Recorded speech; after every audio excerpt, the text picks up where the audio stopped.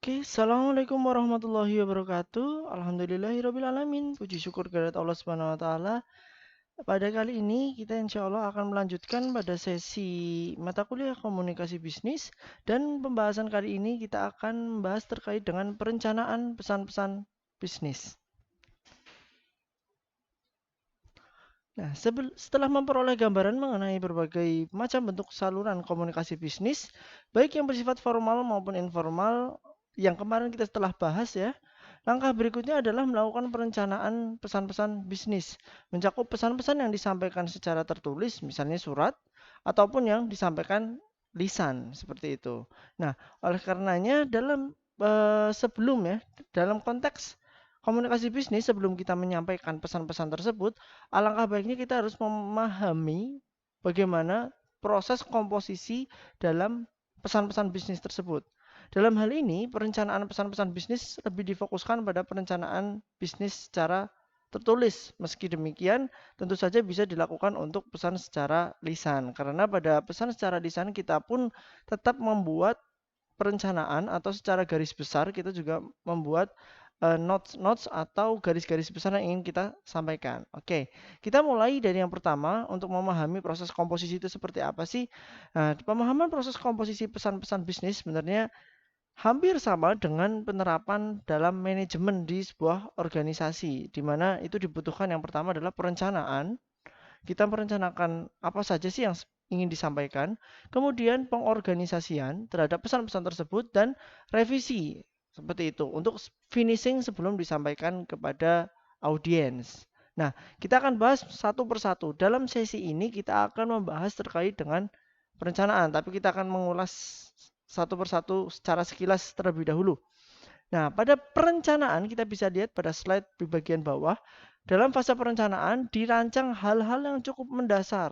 Contohnya, kalau teman-teman ingin menyampaikan pesan-pesan bisnis, baik itu tertulis maupun lisan di depan audiens, yang pertama adalah rencanakan dulu maksud dan tujuan komunikasi. Maksud dan tujuan komunikasi teman-teman itu apa dalam penyampaian pesan tersebut. Kemudian yang kedua, memperhatikan atau menentukan atau mengidentifikasi siapa audiens yang akan menerima pesan. Ini penting seperti itu. Yang ketiga, ide pokoknya apa dalam pesan tersebut. Yang keempat, saluran atau media yang digunakan untuk menyampaikan pesan yang sesuai tentunya dengan maksud tujuan komunikasi, audiens, dan ide pokok. Ini terkait dengan perencanaan. Kemudian yang kedua terkait dengan pengorganisasian. Nah, setelah tahap perencanaan selesai tadi poin variabel-variabel yang perlu dipersiapkan atau yang perlu dimatangkan terlebih dahulu. Tahap berikutnya adalah mengorganisasikan ide-ide dan selanjutnya dituangkan dalam bentuk draft. Nah, ada draft ya sebelum benar-benar fix untuk disampaikan. Proses ini dimulai dengan merangkai kata, kalimat, paragraf, dan memilih ilustrasi yang diperlukan untuk mendukung ide pokok bahasanya. Mungkin ada ide pokok, tapi ide pokok ini tidak bisa berdiri sendiri, namun perlu dukungan dari mungkin ada data, kalimat yang sesuai, atau ilustrasi yang sesuai. Kemudian langkah ketiga adalah revisi. Setelah ide-ide dituangkan dalam kata-kata, kalimat maupun paragraf, perhatikan apakah kata-kata, kalimat, paragraf tersebut telah diekspresikan dengan benar. Kadangkala siapa yang membuat nanti akan direvisi dengan orang yang berbeda itu bisa juga. Atau direvisi secara mandiri juga bisa. Kita kan terkadang ketika membuat sesuatu seolah-olah itu sudah, oh kayaknya sudah bagus nih. Tapi ketika dibaca kembali atau mungkin dibaca oleh orang lain, ternyata bisa melihat kesalahan-kesalahan dari draft tersebut. Seluruh maksud dan isi pesan harus ditelaah kembali. Sisi substansi yang ingin disampaikan dari gaya penulisan, struktur kalimat, dan bagaimana tingkat pemahamannya. Sebisa mungkin proses revisi ini melibatkan orang lain, khususnya orang eh, yang mumpuni atau yang ahli di bidangnya. Misalnya ketika surat ini ditujukan kepada orang yang backgroundnya di pertanian atau di dunia pertanian seperti itu. Mungkin draft yang dibuat adalah bukan bukan dari orang yang ahli di bidang pertanian. Oleh karena itu mungkin bisa didiskusikan terlebih dahulu, apalagi ini akan disampaikan pada acara yang besar gitu, seperti itu. Nah, setidaknya ini tadi ya, sebelum kita membuat atau menyusun pesan-pesan bisnis. Nah, pada sesi kali ini kita akan fokus pada perencanaannya. Nah, di mana pada sesi kali ini juga perencanaan kita adalah fokus pada penentuan tujuan. Karena di penentuan tujuan ini akan berefek lagi pada kedepannya seperti itu. Oke, kita lanjutkan. Pada tahap pertama ini, dalam merencanakan suatu pesan bisnis adalah memikirkan maksud atau tujuan komunikasi. Seperti apa maksud dan tujuan komunikasi? Nanti akan dijelaskan. Seorang komunikator tentunya ingin menjaga nama baik ya, baik nama baik secara pribadi maupun nama baik instansi yang dia naungi atau yang dia berada gitu di hadapan audiens, sekaligus menghasilkan sesuatu yang baik bagi organisasinya. Untuk dapat melakukan hal tersebut, pertama harus menentukan tujuan yang jelas dan dapat diukur sesuai dengan tujuan organisasi. Oke, pertanyaannya adalah mengapa tujuan itu harus clear, harus jelas. Dan sebisa mungkin tujuan ini nanti yang akan ditangkap, diterima oleh penerima pesan. Tujuan ini harus membawa misi penting yang mungkin dibawa oleh dirinya dari organisasi tersebut. Oke, penentuan tujuan yang jelas bagi organisasi akan dapat membantu proses pengambilan keputusan. Kenapa tujuan itu harus clear ya? Yang pertama adalah membantu untuk apakah nanti membuat keputusan ini pesan harus diteruskan atau tidak. Apabila pesan yang disampaikan mempunyai pengaruh yang kecil pada audiens, sebaiknya penyampaiannya ditahan dulu. Dampaknya kecil gitu. Dampaknya tidak sesuai dengan yang diinginkan. Ketika sudah maksudnya tujuannya ini, tapi ternyata setelah dikaji, ini dampaknya masih kecil nih. Oke, ditahan dulu.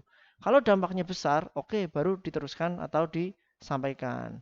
Yang kedua, kenapa pesan itu harus clear? Karena berpengaruh terhadap keputusan untuk menanggapi audiens. Ini untuk memutuskan cara terbaik menanggapi audiens, komunikator, atau mempertimbangkan motif-motif mereka ya. Nanti bisa dijelaskan lebih lanjut di audiens. Nah, dalam menanggapi audiens ini kita juga harus bisa menentukan tujuan terlebih dahulu sehingga kita bisa ibaratnya bisa predict lah, predict bagaimana nanti cara menanggapi audiens, tujuan sesuai dengan tujuan yang ditentukan seperti itu. Oke, yang kedua adalah yang ketiga ya, keputusan untuk memusatkan isi pesan. Menetapkan tujuan yang jelas akan memusatkan isi pesan. Komunikator harusnya hanya memasukkan informasi yang penting dan relevan dengan pencapaian tujuan. Bila informasi tidak penting, inti pesan akan kabur dan waktu akan terbuang percuma. Nah, dalam penyampaian informasi terkadang kita memang diperlukan sedikit pengantar misalnya. Nah, terkadang kesalahan komunikator atau orang yang memberi informasi adalah justru pengantar-pengantar tersebut basa-basi misalnya kalau dalam lisan ya, kalau dalam tulisan ya mungkin ada pengantar dan sebagainya, itu terlalu banyak dan terlalu kalau berita buruk atau berita yang tidak menyenangkan itu terlalu berusaha untuk menutupi maksud pesannya sehingga pesan itu tidak terpusat sehingga mungkin penerima pesan apa sih maksudnya dan sebagainya. Nah, oleh karenanya berusaha kenapa pesan itu harus jelas ya karena bisa memusatkan isi pesan tersebut sehingga informasinya penting yang kalau penting ini tidak terkesan kabur atau mungkin terdistorsi dengan pesan-pesan yang lain. Oke, yang keempat, keputusan untuk menetapkan media yang digunakan. Ketika tujuan sudah ditetapkan dengan jelas, maka penentuan saluran media yang digunakan harus menyesuaikan tujuan komunikasi tersebut. Ya, baik lisan maupun tulisan seperti itu. Jadi kita bisa ketika tujuannya adalah A, kita tentukan yang A. Oh yaudah berarti ini bagusnya pakai media yang seperti ini, seperti itu. Nah, apa saja sih sebenarnya tujuan komunikasi bisnis ya? Dalam komunikasi bisnis ternyata banyak sekali tujuan-tujuan yang mungkin kita bisa lakukan gitu ya, bisa kita pilih ya. Sebenarnya kita tuh masuk ke tujuan yang apa sih gitu. Setidaknya ada 3. Yang pertama adalah kolaborasi, persuasi, dan memberi informasi ketika kita melakukan komunikasi bisnis melalui pesan-pesan bisnis tentunya. Kita akan bahas satu per satu. Yang pertama adalah memberi informasi. Dalam membuat pesan-pesan bisnis, tujuan pertama dalam komunikasi bisnis sebenarnya adalah memberikan informasi. Tentunya yang berkaitan dengan dunia bisnis kepada pihak lain. Sebagai contoh, seorang pimpinan perusahaan membutuhkan beberapa pegawai baru yang ditempatkan sebagai staf admin di kantor cabang. Untuk memperoleh pegawai yang diharapkan, otomatis kan memasang iklan lowongan kerja melalui berbagai media. Nah, media komunikasi yang dipilih sangat bergantung pada kebijakan perusahaan dengan mempertimbangkan kemampuan internal perusahaan. Dalam maksud atau tujuan komunikasi pesan bisnis dengan memberi informasi, ya udah tujuannya adalah memberi informasi titik gitu. Informasi itu bisa melalui apa? Ya melalui kira-kira ketika tadi kasusnya adalah informasi terkait dengan kebutuhan karyawan baru melalui lowongan pekerjaan, informasi apa sajakah yang harus diletakkan atau yang harus dicantumkan di melalui media tersebut yang dipilih. Nah, contohnya di kanan ini ada lowongan pekerjaan, open recruitment, PT, Amido, dadadadada, dan sebagainya. Yang dibutuhkan adalah staf arsip. Kualifikasinya adalah seperti ini, seperti ini, seperti ini. Nah, ketika sudah membuat media dua dimensi ini atau desain seperti ini cocoknya disebarkan melalui apa sih gitu. Kira-kira yang mereka harapkan itu dari mana saja sih? Bisa juga mereka masuk ke website lowongan kerja seperti jobstreet.co.id atau jobstreet.com, atau mereka kepengen masuk ke akun-akun sosial media yang berafiliasi atau yang dengan tema pekerjaan ya, lowongan pekerjaan yang biasa misalnya lowongan pekerjaan. Nah, kira-kira mereka mau masuk mana? Ataupun secara offline, mereka membuat pengumuman di website mereka, tapi mereka nanti akan eh, ada agensi-agensi yang di cabang yang untuk menerima lowongan pekerjaan tersebut. Nah, itu tergantung tujuannya. Nah, tapi tujuannya adalah hanya memberikan informasi. Informasi kepada siapa? Kepada calon pelamar seperti itu. Dan kasus-kasus yang lainnya juga bisa, tidak hanya memberikan informasi kepada eksternal, bisa juga kepada internal perusahaan bahwa pada hari ini sekian ini akan diberlakukan keputusan atau peraturan yang baru. Seperti itu juga bisa. Itu pesan-pesan bisnis yang memberikan sekedar informasi. Kemudian yang kedua itu adalah melakukan persuasi ya. Tujuan kedua dalam komunikasi adalah melakukan persuasi, mengajak kalau bisa, mengajak atau mempengaruhi orang lain ya, mempengaruhi orang lain, mempersuasi kepada pihak lain agar apa yang disampaikan paling tidak bisa dipahami dengan baik dan benar. Biasanya ini digunakan yang berkaitan dengan negosiasi seorang lain dalam bisnis untuk memperoleh hasil yang optimal. Dalam bernegosiasi, setiap pihak perlu memahami prinsip win-win solution. Persuasi, kalau kita misalnya kita seorang sales ya, ingin mengajak customernya atau calon customernya, misalnya contohnya saja sales sales bibit benih gitu ya, kalau dalam dunia pertanian bagaimana dia mempersuasi, meyakinkan, memahamkan calon pelanggan misalnya petani untuk menggunakan benih tertentu atau menggunakan obat pertanian atau pupuk tertentu agar petani tersebut menggunakan ini. Nah, itu perlu ada seni-seni negosiasi dalam itu, dan prinsip negosiasi adalah mempersuasi orang tersebut sehingga mengajak atau mempengaruhi orang lain itu untuk melakukan sesuatu sesuai yang kita harapkan, sesuai dengan tujuannya. Ketika tujuannya adalah mempersuasif, ya, sesuai dengan tujuan perusahaan mungkin, atau dari manajer pemasaran mungkin sales harus bulan ini harus meningkat. Oke, berarti tujuannya ketika bertemu dengan customer adalah mengajak untuk membeli dan melakukan closing kan. Berarti kalimat-kalimat yang dilontarkan adalah persuasif. Oh, ini baik loh, produk kami ini telah tersertifikasi seperti ini, seperti ini, seperti ini. Apabila digunakan dalam kurun waktu ini akan ada harga yang lebih rendah atau ada potongan harga sehingga bla bla bla bla bla bla, sehingga orang tersebut tertarik untuk membeli seperti itu. Itu contohnya seperti itu, atau mempersuasi untuk menaikkan program tertentu atau bekerja sama. Nah, tapi dalam konteks bekerja sama nanti ada tujuan yang ketiga yaitu melakukan kolaborasi. Nah, tujuan ketiga dalam komunikasi bisnis adalah melakukan kolaborasi atau kerjasama. Ini tingkatannya di atasnya lagi dari persuasi. Kerjasama bisnis antara seorang dengan orang lain, bisa juga dengan antar perusahaan, baik domestik maupun asing yang didukung dengan perkembangan teknologi. Nah, ini sudah mengajak tadi, kalau tadi persuasi mempengaruhi orang untuk bergerak melakukan sesuatu ya sesuai dengan keinginan kita, sebisa mungkin win-win solution apabila itu dalam negosiasi. Nah, ini kolaborasi ini lebih mengajak kerjasama. Kita berkolab ya, kalau sering dengar YouTuber itu ya kolab gitu. Nah, ini juga kolaborasi, bisa antar perorangan, perusahaan. Kolaborasi misalnya eh perusahaan menggait perusahaan yang lain misalnya ya, menggait perusahaan yang lain untuk bekerja sama mengerjakan proyek tertentu. Sepengetahuan saya, ini mohon maaf apabila ada kesalahan informasi, teman-teman juga bisa meng-cross check dan mengkritisi juga.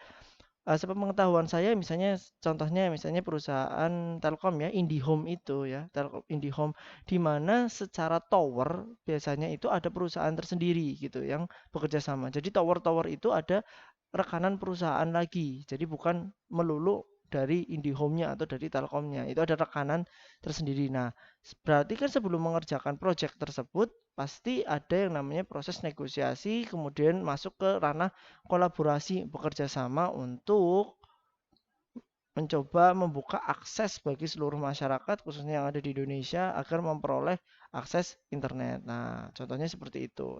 Otomatis di situ ada hitung-hitungan, ada pertimbangan-pertimbangan bisnis yang ada terkait dengan kolaborasi. Sehingga ketika sampai ke tahap kolaborasi, berarti goal perusahaan kan ada. Goal perusahaan ingin bekerja sama dengan perusahaan X. Nah, pesan-pesannya udah dimulai di situ agar mau bekerja sama. Keuntungan, kerugian, apa yang Anda dapatkan ketika bekerja sama dengan kami, dan sebagainya. Oke, secara umum tadi ya tujuan-tujuan umumnya adalah memberi informasi, persuasi, dan kolaborasi. Sekarang saya kepengen mencontohkan yang khususnya, contoh-contoh khusus dibuatkan tabel seperti ini agar bisa mudah untuk mencari contoh-contoh yang lain. Contohnya ketika memberi informasi ya, menyajikan penjualan bulan, menyajikan penjualan bulanan ya, yang bulan lalu ke manajer pemasaran misalnya. Ke manajer pemasaran ya itu memberikan informasi saja karena laporannya seperti ini Pak gitu.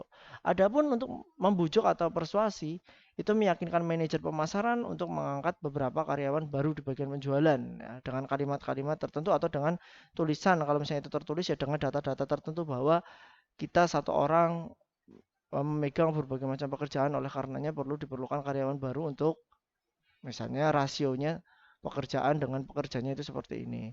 Adapun kolaborasi ya bisa membantu departemen personalia mengembangkan program pelatihan bagi beberapa anggota baru. Misalnya kita dari pemasaran kepingin collab sama personalia ya SDM untuk mengembangkan program pelatihan. Sehingga anak-anak baru ini termasuk di dalamnya adalah anak baru di bidang pemasaran bisa meningkatkan skillnya seperti itu. Nah, secara umum tujuan adalah seperti itu ya, tujuan umum dan tujuan khusus. Adapun bagaimana sih cara menguji tujuan? Nah, yang pertama kita harus melihat apakah tujuan tersebut benar-benar realistis apa enggak. Ini dari mata kuliah pengantar manajemen sudah ada ya, di mana tujuan itu harus paling tidak realistis gitu, realistis untuk dicapai. Jangan sampai tujuan tersebut itu tidak realistis untuk dicapai, baik informasi, persuasi maupun kolaborasi. Maka dari itu tadi di pertama kita dibahas apakah tujuan itu harus jelas dan memberi dampak. Kalau tidak memberi dampak ya nggak realistis misalnya. Contohnya ya udah ditahan dulu gitu. Kemudian apakah waktunya tepat? Baik itu memberi informasi, persuasi atau kolaborasi. Apakah saat ini momennya gitu. Waktu itu sangat berpengaruh contohnya.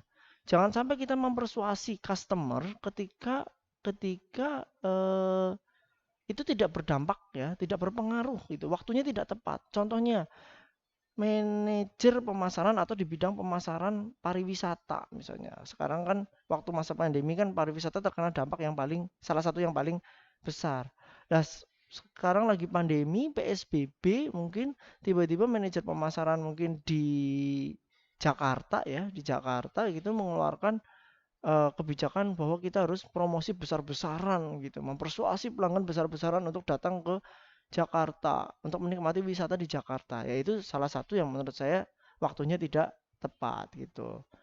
Kemudian yang ketiga, apakah orang yang mengirimkan pesan sudah tepat? Kemarin kita mempelajari bahwa ada peran dari manajerial terhadap komunikasi. Salah satunya adalah tokoh ya, penokohan ya, figur head gitu ya, tokoh utama gitu, tokoh di mana kadangkala pesan itu memang harus dibawakan oleh orang yang tepat. Ketika yang menyampaikan hal yang berkaitan dengan keuangan adalah manajer pemasaran, mungkin itu sesuatu yang tidak tepat. Begitu juga sebaliknya, terkait dengan kondisi pasar, kendala yang ada di pasar, tapi disampaikannya oleh manajer personalia, itu juga mungkin tidak tepat, seperti itu. Nah, yang keempat, tujuannya itu selaras dengan tujuan organisasi perusahaan atau tidak dalam penyampaian tersebut. Itu juga perlu di cross check. Jangan sampai tujuannya justru malah menjatuhkan atau tujuannya adalah berlawanan seperti itu. Itu terkait dengan cara menguji tujuan. Oke. Oke, paling setidaknya untuk sesi kali ini kita sampai pada tujuan ya, tujuan dalam perencanaan pesan-pesan bisnis. Nanti insya Allah kita akan lanjutkan pada sesi selanjutnya. Billahi taufiq walhidayah. Wassalamualaikum warahmatullahi wabarakatuh.